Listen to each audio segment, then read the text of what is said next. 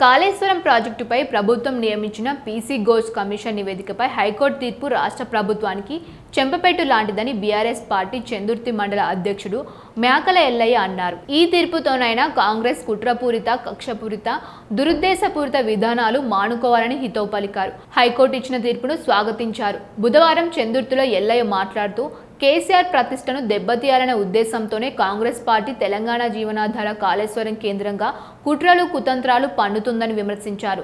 సాంకేతికంగా తలెత్తిన సమస్యను మరమ్మతులు చేసి పరిష్కరించడం చేయడం కాకుండా 2.5 ఏళ్లుగా వికృత రాజకీయాలకు పూనుకుందని కాంగ్రెస్ ప్రభుత్వంపై ధ్వజమెత్తారు.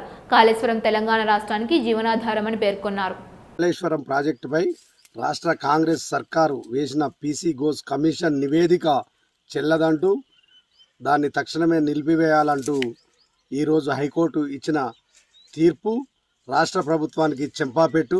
ఇప్పటికైనా ఈ రాష్ట్ర ప్రభుత్వం కుట్రలు, కుతంత్రాలు, కక్షపూరిత, దురుద్దేశపూరిత చర్యలు ప్రతిపక్షాలపై మానుకోవాలని హితవు పలుకుతూ ఈరోజు రాష్ట్ర అత్యున్నత న్యాయస్థానం ఇచ్చిన తీర్పు పట్ల చందుర్తి మండల బీఆర్ఎస్ పార్టీ పక్షాన హర్షం వ్యక్తం చేస్తూ తీర్పును స్వాగతిస్తున్నాం.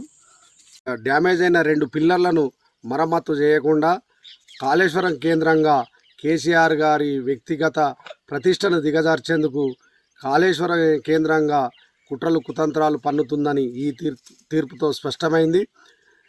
ముఖ్యంగా ప్రాథమిక హక్కులు, సహజ న్యాయ సూత్రాలను విస్మరిస్తూ పీసీ ఘోష్ నివేదిక తయారైనట్లు, అలాగే కేసీఆర్ గారి కీర్తి ప్రతిష్టలను భంగం కలిగించే విధంగా కమిషన్ వ్యాఖ్యలు చేసిందని గుర్తిస్తూ ఈ నివేదిక తక్షణమే నిలిపివేయాలని, ఈ నివేదిక ఆధారంగా భవిష్యత్తులో ఎలాంటి చర్యలు తీసుకోరాదని కోర్టు తీర్పు ఇవ్వడం హర్షించదగ్గ పరిణామం.